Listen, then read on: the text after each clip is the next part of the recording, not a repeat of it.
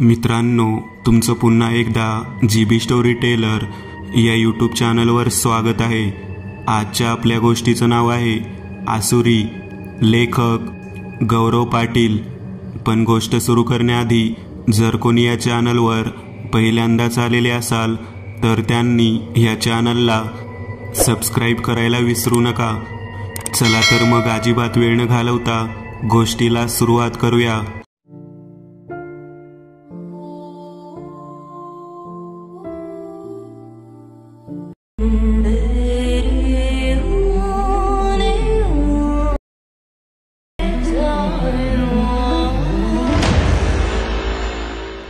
मोठ्या पण जरा पडक्या वाड्यासमोर एक ऑटो रिक्षा थांबली।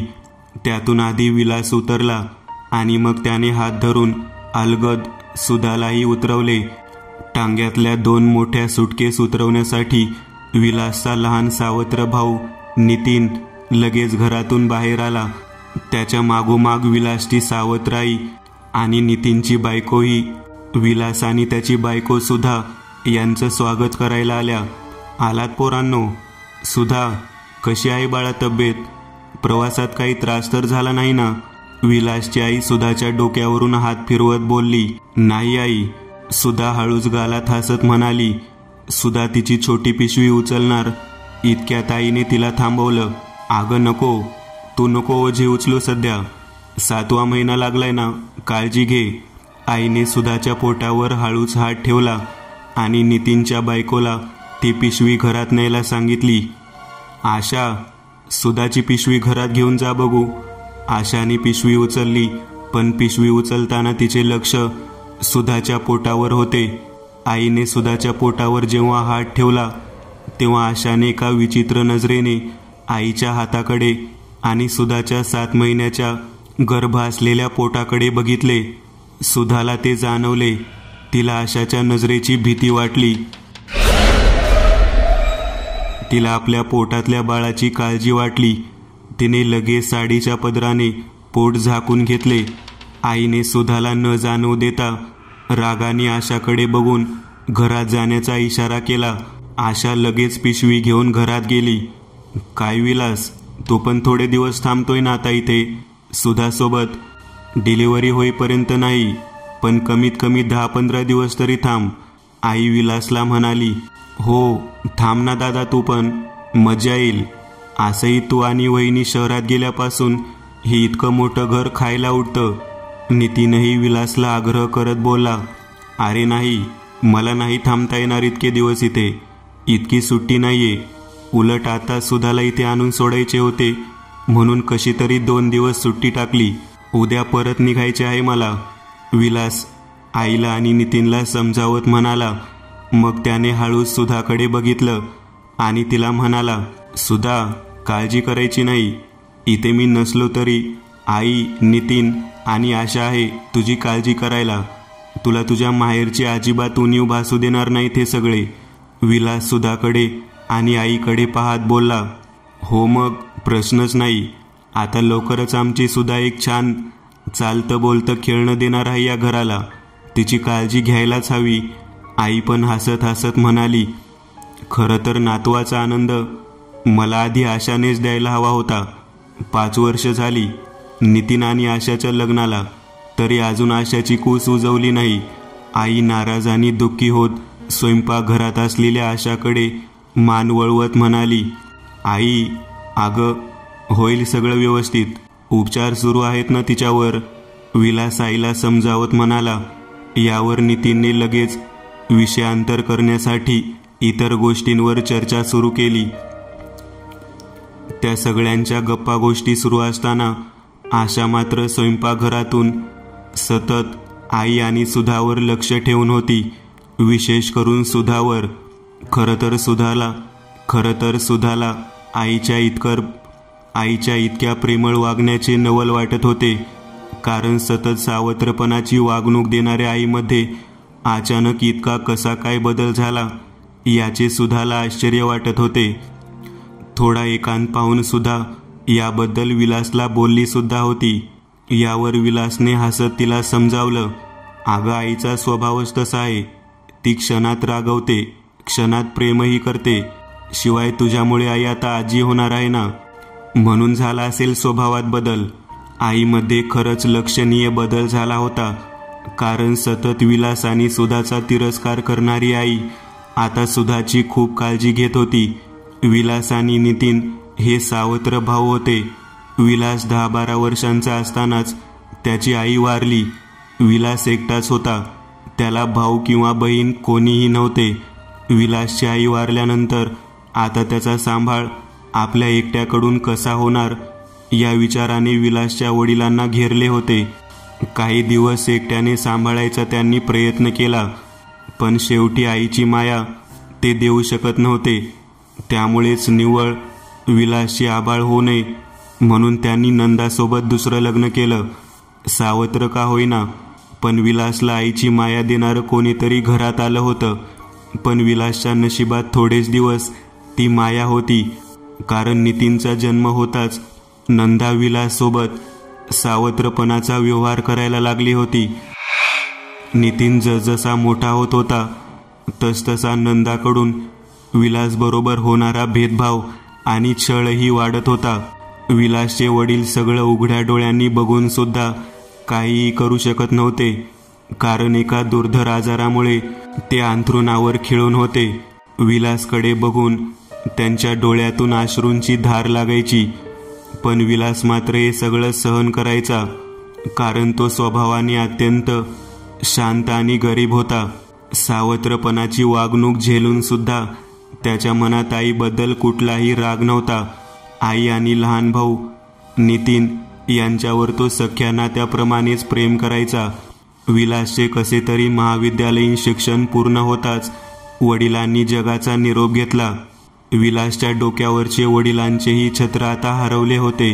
हळूहळू दिवस जात होते. विलास आणि नितीन आता लग्नासारखे झाले होते. नितीन विलासपेक्षा लहान होता, पण तरीही आईने आधी नितीनचे लग्न लावून दिले. खरं तर ते स्थळ विलाससाठी आले होते. मुलीकडचे चांगले श्रीमंत होते, शिवाय मुलगीही सुंदर आणि सुस्वभावी होती.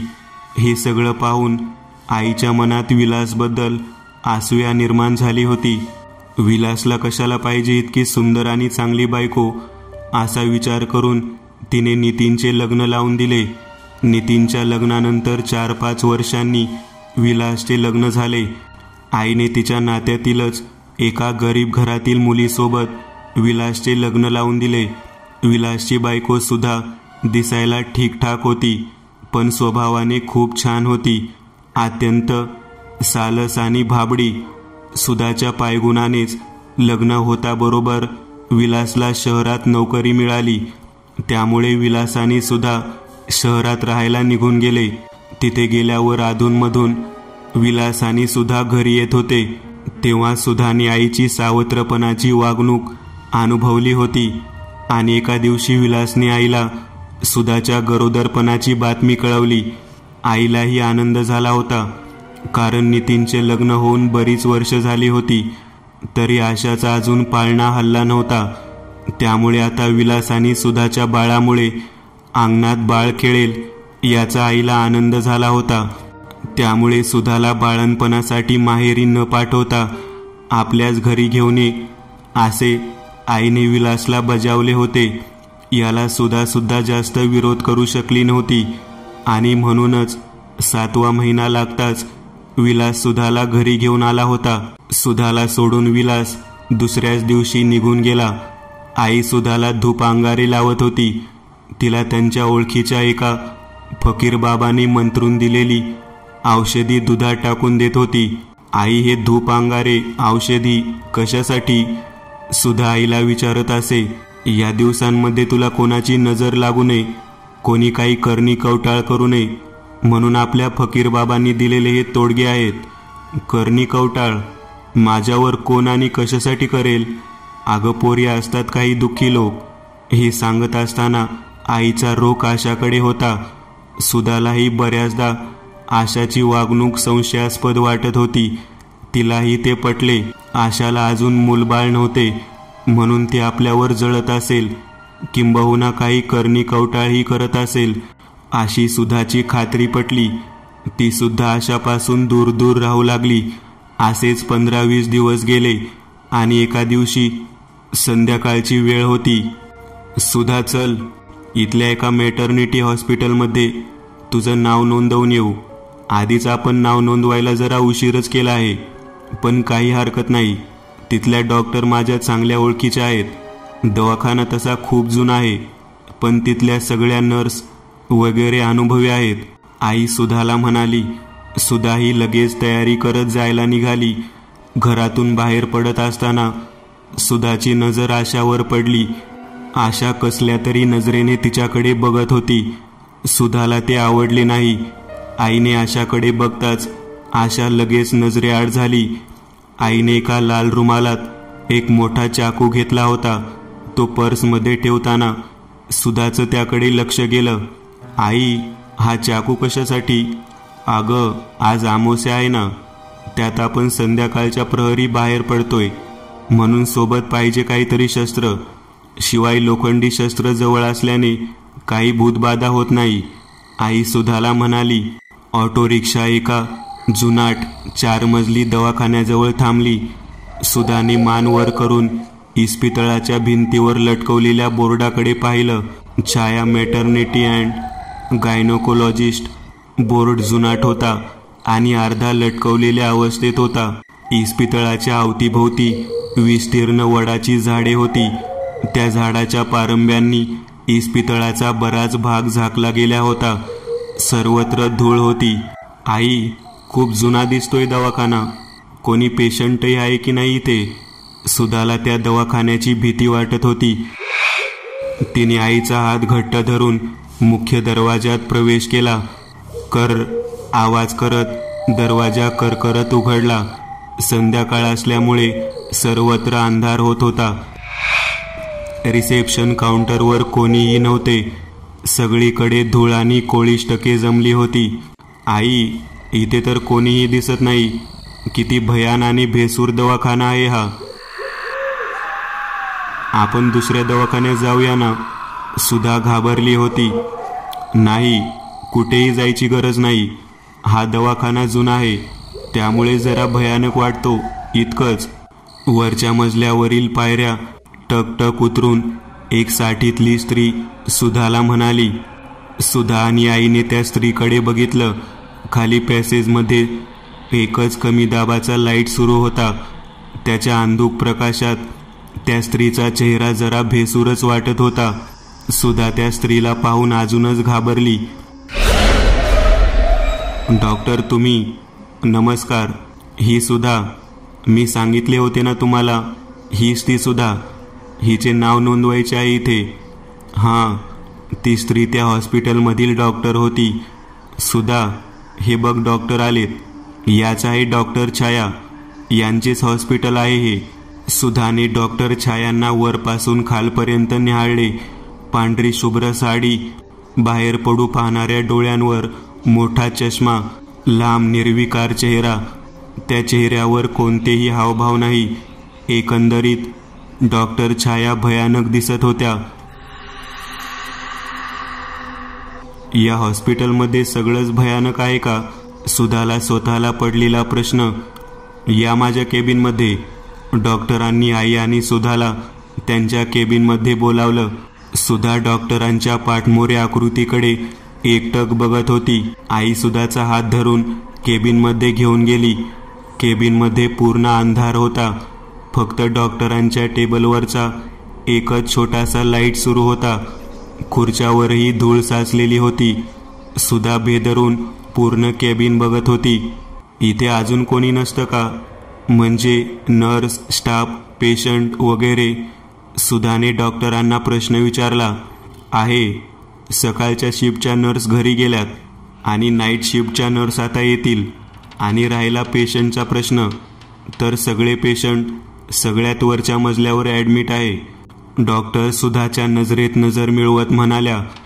त्या एक प्रकारे दमदाटी करतच बोलत आहे असं सुधाला जाणवलं. झोप इथे, चेक करून घेते. सुधाला बेड टाईप टेबलकडे इशारा करून डॉक्टर म्हणाल्या. का? कशाला? सुधा घाबरतच आईकडे बघत बोलली. जा ना, काही चेक करायचे असेल त्यांना, आई सुधाला समजावत बोलली.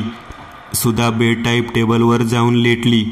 तिला खूप भीती वाटत होती. डॉक्टरांनी सुधाच्या ओटीपोटावर डावीकडे हाताने जोरात दाब दिला. आई, डॉक्टर, मला त्रास होतोय, नको, सोडा, सुधा विवळत म्हणाली. सुधाला आताच ॲडमिट करावं लागेल. डॉक्टर आईला म्हणाली. ॲडमिट इथे? आताच? नाही. सुधा घाबरत उठून बसली. 8वा महिना लागलाय. प्रेग्नेन्सीमध्ये मला काही कॉम्प्लिकेशन दिसत आहेत, त्यामुळे काही टेस्ट करायचे आहेत. सुधा, डॉक्टर म्हणाले ना, तर तुला ॲडमिट व्हावंच लागेल. आई सुधाला म्हणाली. आई, पण सुधाला आता दरदरून घाम फुटला होता. तिला विलासची खूप आठवण येत होती. देवा, कुठे येऊन फसले मी. विलास, ये ना तू इथे. सुधा स्वतःशीच पुटपुटली. आई सुधाला घेऊन केबिनमधून निघाली. रूम नंबर 412 मध्ये घेऊन जा तिला. डॉक्टर आईला एक प्रकारे आदेशच देत म्हणाल्या. रूम नंबर 412 सगळ्यात वरच्या म्हणजेच 4थ्या मजल्यावर होती. सुधा काळजावर दगड ठेवत एक एक पायरी, एक एक मजला चढत होती. संपूर्ण दवाखान्यात डॉक्टर सोडून कोणीही दिसत नव्हते. तो दवाखाना नसून एक भूत बंगलाच होता. आई आणि सुधा त्या भयानक भूताटकीसारख्या दवाखान्याच्या 4थ्या मजल्यावर पोहोचल्या. समोर पॅसेजमध्ये सर्वत्र काळोख होता. भिंतीवर हिंस्र प्राण्यांचे शिल्प लावले होते. दवाखान्यामध्ये असे शिल्प लावायची काय गरज? आई आणि सुधा हळूहळू त्या पॅसेजमधून चालत होत्या. 4थ्या मजल्यावर डावीकडे 6 आणि उजवीकडे 6 अशा एकूण 12 रूम्स होत्या. रूम नंबर 412 उजवीकडे सगळ्यात शेवटी होती. त्या 6 रूमच्या अंतर सुधाला हजारो मैल अंतरासारखे वाटत होते. रात्र वाढत चालली होती. त्यात अमावास्या होती. बाहेर पूर्ण काळोखाचे साम्राज्य पसरत चालले होते. सगळ्या रूम्स बंद होत्या. डॉक्टर म्हणाल्या होत्या की पेशंट सगळ्यात वरच्या मजल्यावर ॲडमिट आहेत, पण इथेही कोणी दिसत नाही. रूम नंबर 412चा दरवाजा उघडताच एक कुबट वासाचा भपका आला. शी, बऱ्याच दिवसांपासून बंद होती म्हणून वास येतोय. मागून अचानक डॉक्टरांचा आवाज आला. सुधा दचकली. डॉक्टर आतापर्यंत तर खाली होत्या, असे अचानक त्या वर केव्हा आणि कशा आल्या? पलंगावर सुधाला झोपवल्यावर डॉक्टरांनी आईला घरी जायला सांगितले. आई, तुम्ही थांबा ना माझ्याजवळ. सुधा म्हणाली. मी आहे ना इथे, मग कोणाचीही गरज नाही. डॉक्टर कुत्सितपणे हसत म्हणाल्या. हो सुधा, डॉक्टर आहेत ना इथे तुझी काळजी घ्यायला. मला घरी जायला काही हरकत नाही आता. डॉक्टरांनी इंजेक्शनमध्ये कसले तरी द्रावण भरून ते इंजेक्शन सुधाला टोचले. सुधाच्या डोळ्यावर हळूहळू ग्लानी यायला लागली. मग तिने अंधूक आणि धूसर नजरेनेच आई आणि डॉक्टर यांना काहीतरी चर्चा करताना पाहिले. बाहेर अचानक मुसळधार पाऊस सुरू झाला. लख्ख विजांचा कडकडाट सुरूच होता. बाहेर कुत्र्यांच्या भेसूर रडण्याचा आवाज येत होता. मधूनच एखादे वटवाघूळ येऊन खिडकीवर पंख मारून जायचे. भिंतीवरील घड्याळाची टिकटिक सुरू होती. त्या घड्याळात 12 वाजले आणि टोल वाजायला सुरुवात झाली. त्या टोलच्या आवाजानेच सुधाची झोप मोडली. तिच्या डोळ्यांवरची ग्लानी दूर झाली. तिने डोळे उघडले आणि एक भयानक दृश्य तिच्या नजरेसमोर उभे राहिले. डॉक्टर छाया मोठे डोळे करून एकटक तिच्याकडे बघत होती. ती खाडकन उठून बसायचा प्रयत्न करू लागली, पण तिला उठता येत नव्हते, कारण तिचे दोन्ही हात दोरीने पलंगाला घट्ट बांधले होते. विजांचा एक लख्ख कडकडाट झाला आणि त्या प्रकाशात तिला डॉक्टरच्या हातात एक धारदार स्काल्पेल, शस्त्रक्रियेसाठी वापरली जाणारी सुरी दिसली. ते भयावह दृश्य पाहून ती तर अर्धमेली झाली. पण क्षणात तिने तिच्या पोटात वाढणाऱ्या बाळाचा सुरक्षेचा विचार केला. आणि सगळी शक्ती एकवटून हातांना जोराचा हिसका दिला. त्या हिसक्याने तिचे बांधलेले हात सुटले आणि ती उठून थेट दरवाजाकडे पळायला निघाली. तोच डॉक्टरने पायात पाय टाकून तिला अडवले. सुधा धापकन जमिनीवर कोसळली. तिच्या तोंडातून रक्त यायला लागले. पोटातून एक जोराची कळ निघाली, तरी ती तशीच उठली. पोटावर डावा हात ठेवून गर्भाला सांभाळायचा प्रयत्न करत दरवाजाकडे निघाली. डॉक्टरने पुन्हा तिला अडविण्याचा प्रयत्न केला, पण यावेळी मात्र तिने डॉक्टरला जोरात मागे ढकलले. दरवाजा उघडला आणि ती रूमच्या बाहेर निघाली. पोटातील कळा सोसत सुधा लवकरात लवकर पायऱ्या उतरून खाली जायच्या प्रयत्नात होती. तोच डॉक्टरने एक चिनी मातीची फुलदाणी उचलून तिच्या डोक्याच्या दिशेने भिरकावली. फुलदाणी थेट सुधाच्या डोक्याला आदळली. आई ग! सुधा विवळली. मागे डोक्याला हात लावला. डोक्यातून रक्ताची धार वाहत होती, तरी ती थांबली नाही. ती धडपडत खाली पायऱ्या उतरतच होती. ती 3ऱ्या मजल्यावर आली आणि पुन्हा अंधारात अचानक तिच्या समोर एका स्त्रीची आकृती उभी राहिली. तिला वाटले ती डॉक्टरच आहे, पण एक वीज चमकली आणि त्या प्रकाशात तिला आईचा चेहरा दिसला. ती स्त्री आई होती. तिला बरं वाटलं. धीर आला. ती आईचा हात धरून, आई, ती डॉक्टर मला, माझ्या बाळाला असं काहीतरी सांगतच होती. तोच मागून डॉक्टरचा विभत्स हसण्याचा आवाज आला. तिने मागे पाहिले. डॉक्टर वरच्या पायरीवर उभी होती. तिला लगेच आईचा हसण्याचा आवाज आला. आईलाही हसताना पाहून आता मात्र ती गोंधळली. नेमकं काय सुरू आहे तिला काही समजत नव्हतं. आई आणि डॉक्टर दोन्ही एकाच सुरात हसत होते. सुधा गोंधळली होती, पण इतकं नक्कीच तिच्या लक्षात आलं की हे जे काही सुरू आहे यात आई पण सामील आहे. हो, म्हणजे आईचं माझ्याशी चांगलं वागणं फक्त एक नाटक होतं तर? ती स्वतः अशीच पुटपुटली. पण का? हे लोक मला आणि माझ्या बाळाला का मारताय? हा तिला प्रश्न पडला. काय करावं तिला काही सुचेना. ती आईला ढकलून पळून जाणार. तोच एक आघोरी राक्षसासारखा दिसणारा फकीर आणि नितीन या दोघांनी सुधाचे दोन्ही हात पकडले. तिला घट्ट पकडून त्यांनी पलंगावर झोपवले. म्हणजे नितीन आणि यांचा हा फकीर सुद्धा यात सामील आहे. देवा रे, मी कशी सोडवू स्वतःला यांच्या तावडीतून? मी कशी वाचवू माझ्या बाळाला? सुधा हे सगळं पाहून गप्पगार झाली. पलंगावर सुधाचे हातपाय बांधल्यानंतर डॉक्टर, आई, नितीन आणि फकीर पलंगाभोवती जमा झाले. फकीरने त्याच्या झोळीतून काहीतरी भुकटी काढून आघोरी मंत्र म्हणायला सुरुवात केली. मंत्रांचा उच्चार जसजसा वाढत तसतसा सुधाला पोटात कोणीतरी काहीतरी बाळाला टोचतंय असा भास होत होता. ती विवळत होती, रडत होती, क्षमा याचना करत होती. फकीरने एक ताईत काढून सुधाच्या पोटावर लावला. तो ताईत पोटावर लावताच क्षणी सुधा जोरात किंचाळली. तिला असह्य वेदना होत होत्या. फकीरने आईकडे आणि डॉक्टरकडे पाहून काहीतरी इशारा केला. आईने तिच्याकडे असलेल्या त्या लाल रुमालातला मंतरलेला चाकू काढला. डॉक्टर सुधाकडे तिच्या पोटातला 8 महिन्यांचा गर्भ काढण्यासाठी तिच्या पलंगाकडे गेली. सुधा पूर्ण हातबल झाली होती. तिला तिच्या आणि बाळाचे मरण समोर दिसत होते, तरीही ती देवाचा धावा करतच होती. डॉक्टर सुधाकडे पोहोचणार इतक्यात रूमचा दरवाजा उघडला. सुधाने दरवाजाकडे पाहिले. आशा आली होती. ती सोबत विलास आणि एका विलक्षण तेज असलेल्या साधू महाराजांना घेऊन आली होती. होय, आशा सुधाच्या मदतीलाच आली होती. थांबा आई, मी तुम्हाला सुधासोबत आता अजून जास्त काही चुकीचे करू देणार नाही, आशा जोरात आईला ओरडत म्हणाली. सुधाला आणखी एक धक्का बसला होता. आशा तर आपल्या आणि आपल्या बाळावर.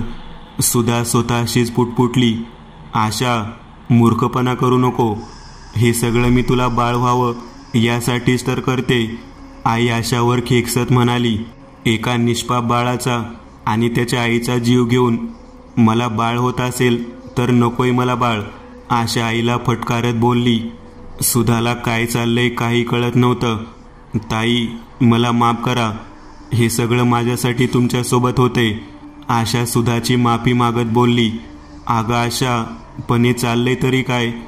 सांगते ताई, सगळं सांगते. खूप प्रयत्न करून आणि दवाखाने करून पण मला दिवस जात नव्हते. मग एका दिवशी आईया आघोरी सैतान फकीराला भेटल्या.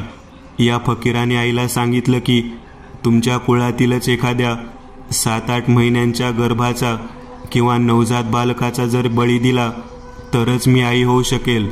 आईला तुमच्या गरोदरपणाची बातमी माहीत पडल्यावर मग आईने हा आसुरी डाव आखला. त्यात नितीनलाही सामील केले. मी याचा विरोध केला होता. मला हे पटत नव्हते. एक वेळ मला मूल नाही झाले तरी चालेल, पण कोण्या निष्पाप आईचा आणि बाळाचा मला बळी द्यायचा नव्हता. पण या दोघांनी माझे ऐकले नाही. ताई, तुम्ही इथे आल्यावर मी सतत मुद्दाम तुमच्यावर काळजीपोटी लक्ष ठेवून होते. तुम्हाला बऱ्याचदा एकांतात गाठून सगळं सांगण्याचाही प्रयत्न केला, पण आई तुम्हाला एकटी राहू देत नव्हत्या. आशा सुधाला सगळं सांगत होती. हे सगळं ऐकत असताना सुधाचा ऊर भरून आला होता. आपण उगाच आशाबद्दल गैरसमज बाळगत होतो. सुधाला स्वतःचीच लाज वाटत होती. ताई, या फकीराने सांगितल्याप्रमाणे आज अमावास्येच्या दिवशी तुमच्या पोटातला गर्भ काढून या मंतरलेल्या चाकूने त्या बाळाचा बळी द्यायचा होता. त्यासाठीच आई तुम्हाला काल या भयानक वर्षानुवर्ष बंद पडलेल्या दवाखान्यात घेऊन आल्या होत्या. आणि या डॉक्टर नसून एक हाडळ आहे. या फकीराच्या अघोरी शक्तींनी निर्माण केलेली हाडळ. डॉक्टर छायांचा तर बऱ्याच वर्षापूर्वी मृत्यू झाला आहे. काय हाडळ? सुधा घाबरली होती. तिच्या समोर आता सगळं स्पष्ट झालं होतं. ताई, पण तुम्ही घाबरू नका, आशा सुधाला धीर देत बोलली. आशाने तिच्यासोबत असलेल्या साधू महाराजांकडे पाहिले. महाराजांनी कमंडलूतून थोडे पाणी हातावर घेतले आणि त्या डॉक्टरच्या अंगावर फेकले. क्षणात डॉक्टरची आकृती नष्ट झाली. नाही, फकीर महाराजांना मारायला धावला. तोच विलासने एक जोराचा ठोसा फकीराच्या तोंडावर मारला. आई आणि नितीनही विलासला मारायला धावले, पण आईला आशाने अडविले आणि नितीनला साधू महाराजांनी पकडले. यांची झटापट सुरू असतानाच सुधाच्या पोटात जोरात कळ येऊन ती बेशुद्ध पडली. सुधाला जाग आली तेव्हा सकाळ झालेली होती. एक प्रसन्न सकाळ. तिने इकडे तिकडे बघितले. ती एका मोठ्या हॉस्पिटलच्या बेडवर होती. तिने पोटाला हात लावला. पोट रिकामे लागत होते. ती घाबरली. तोच आशा एका सुंदर गोंडस बाळाला घेऊन सुधाकडे येत होती. आले आले, बाळाला आईकडे जायचंय, आई पाहिजे बाळाला. आशाने बाळाला सुधाकडे दिले. सुधाने एका गोंडस आणि सुदृढ बाळाला जन्म दिला होता. विलासही हातात पेड्यांचा बॉक्स घेऊन आला होता. सुधाने आशाचा हात घट्ट पकडला. तिचा कंठ दाटून आला. आशा, मला माफ कर. मी तुझ्याबद्दल नको नको ते विचार केले. सुधा हुंदके देत होती. अरे नाही ताई, असं नका बोलू. ती परिस्थितीच तशी होती. त्यात तुमची काही चूक नव्हती. आई आणि नितीनही खाली मान घालून सुधाची माफी मागत होते. नको नको आई, नितीन भाऊ, तुम्ही माझ्यापेक्षा मोठे आहात. माफी वगैरे नका मागू. झालं ते झालं आता. सुधा असं बोलताच बाळही टॅटॅ करत रडायला लागलं.